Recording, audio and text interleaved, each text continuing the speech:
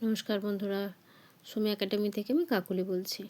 আগের গল্পটাতে তোমরা দেখেছো কুমার মোড়ার মাথাটাকে নিয়ে এসে যত্ন করে বাড়িতে রেখেছে।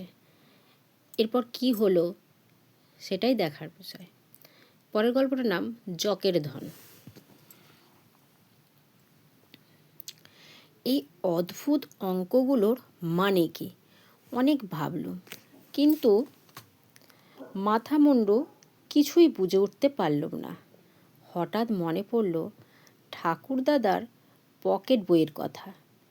সেখানেও তো এই খুলির সঙ্গে ছিল। তার মধ্যে এই রহস্যের কোনো সদুত্তর নেই কি? তখনই ওপরে গিয়ে তাক থেকে পকেট বইখানা পাড়লুম। খুলে দেখি তার গোড়া থেকে শেষ পর্যন্ত লেখায় ভর্তি। গোড়ার দিকে প্রায় 16-17 পাতা পড়ল, কিন্তু সেসব বাজে কথা। তারপর হঠাৎ এক জায়গায় দেখলাম 1920 সাল, আশ্বিন মাস। অসম থেকে ফেরার মুখে একদিন আমরা এক বনের ভেতর দিয়ে আসছি। সন্ধ্যা হয় আমরা এক উঁচু পাহাড়ি জমি থেকে নামছি। হঠাৎ দেখি খানিক তফাতে একটা মস্ত বড় বাঘ। সে সামনের দিকে হুমড়ি খেয়ে যেন কার উপরে লাফিয়ে পড়বার জন্য তাক করছে। আরও একটু তফাতে দেখলাম একজন সন্ন্যাসী পথের পাশে গাছের তলায় শুয়ে ঘুমোচ্ছেন। বাঘটার লক্ষ্য তারই দিকেই। আমি তখনই চিৎকার করে উঠলাম। আমার সঙ্গের কুলিরাও সে চিৎকারে যোগ দিল। সন্ন্যাসীর ঘুম ভেঙে গেল। বাঘটাও চমকে ফিরে আমাদের দেখে এক লাফে অদৃশ্য হয়ে গেল। সন্ন্যাসী জেগে উঠেই ব্যাপারটা সব বুঝে নিলেন। আমার কাছে এসে কৃতজ্ঞ স্বরে বললেন, বাবা, তোমার জন্যে আজ আমি বাঘের মুখ থেকে বেঁচে গেলুম। আমি বললুম, ঠাকুর, বনের ভিতরে এমনি করে কি ঘুমোতে আছে? সন্ন্যাসী বললেন, বনে যে আমার ঘর বাড়ি বাবা। আমি বললুম, কিন্তু এখনই আপনার প্রাণ যেত। সন্ন্যাসী বললেন, কই বাবা, গেল না তো।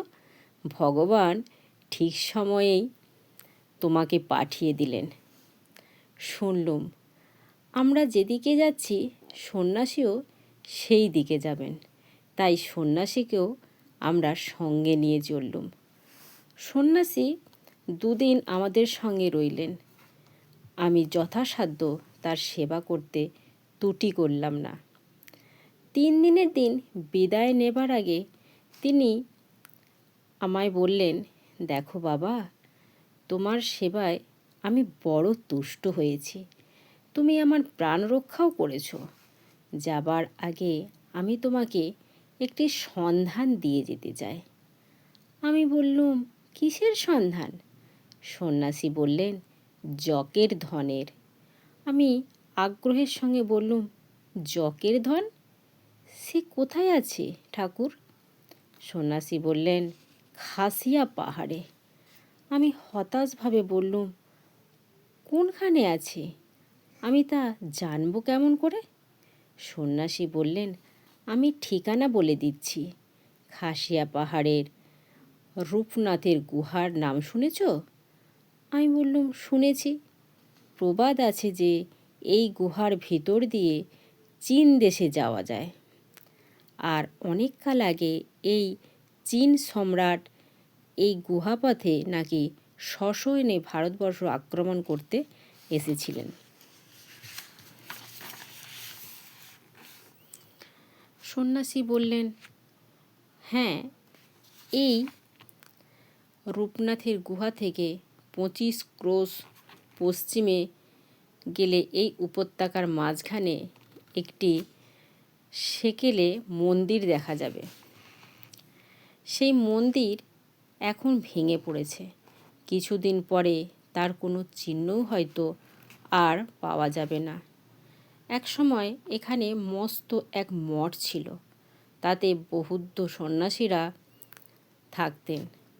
সেকালের এক রাজা বিদেশি শত্রুর সঙ্গে যুদ্ধযাত্রা করার আগে এই মঠে নিজের সমস্ত ধনরত্ন গচ্ছিত করে রেখে যান, কিন্তু যুদ্ধে তার হারা হয়, পাছে নিজের ধনরত্ন শত্রুর হাতে পড়ে এই ভয়ে রাজা সে সমস্ত এক জায়গায় লুকিয়ে এক জককে পাহারায় রেখে পালিয়ে যান। তারপর ইনি আর ফিরে আসেননি। সেই ধনরত্ন এখনও সেইখানেই আছে। তারপর সন্ন্যাসী আমাকে বৌদ্ধ মঠে যাবার পথে কথা ভালো করে বলে দিলেন। আমি বললুম, কিন্তু এতদিনে আর কেউ যদি সেই ধনরত্নের সন্ধান পেয়ে থাকে? সন্ন্যাসী বললেন, কেউ পায়নি। সে বড় দুর্গম দেশ। সেখানে যে বৌদ্ধ মঠ আছে তা কেউ জানে না, আর কোনো মানুষও সেখানে যায় না। মঠে গেলেও সারা জীবন ধরে ধনরত্ন খুঁজলেও কেউ পাবে না। কিন্তু তোমাকে সেখানে গিয়ে খুঁজতে হবে না। ধনরত্ন ঠিক কোনখানে পাওয়া যাবে তা জানবার উপায় কেবল আমার কাছে আছে। এই বলে সন্ন্যাসী তার ঝোলা থেকে একটি মোড়ার মাথার খুলি বার করলেন। কি আশ্চর্য হয়ে বললুম, ওতে কী হবে ঠাকুর? সন্ন্যাসী বললেন, যে জক ধনরত্নের পাহারায় আছে এ তারই খুলি। এই খুলিতে আমি মন্ত্র পড়ে দিয়েছি। এ খুলি যার কাছে থাকবে জক তাকে আর কিছুই বলবে না। খুলিতে যে অঙ্কের মতো রেখা রয়েছে এ হচ্ছে সাংকেতিক ভাষা। এই সংকেত বুঝবার উপায়ও আমি তোমাকে বলে দিচ্ছি, তাহলেই তুমি জানতে পারবে কোনখানে ধনরত্ন আছে। এই বলে সন্ন্যাসী আমাকে সংকেত বুঝবার গুপ্ত উপায় বলে দিলেন। তারপর 1 বৎসর ধরে অনেক ভাবলুম, কিন্তু একলাটি সেই দুর্গম দেশে যেতে ভরসা হলো না।